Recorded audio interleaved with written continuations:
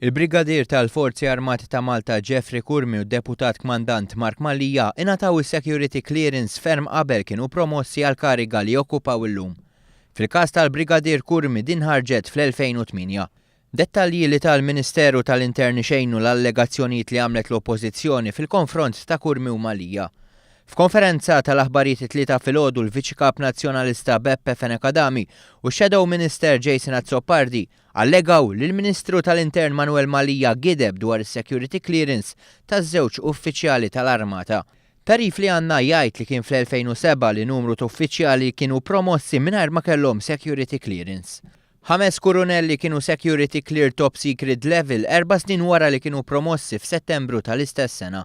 Mistoqsi dwar dan Jason Azzopardi reaġixxa hekk. X'ġara f'dawk is-snin jien m'għandix id-dokumentazzjoni ma nistax nivverifika l-veraċità ta' dak. Min nistgħu fuq dak li qed tgħidli inti, fejn naf li dak li qed tgħid huwa minnu. Jgħid li jrid jara r-rapporti biex jikkonferma dak li ġara.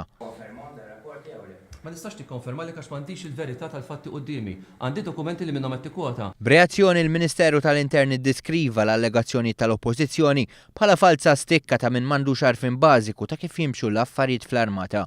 Intant, fi stqarrija l-Partit Laburista qal li l-Partit Nazzjonalista qed ikompli attakka l-istituzzjonijiet minflok jispjega l-aġir ta' Simon Busuttil dwar id-direct orders.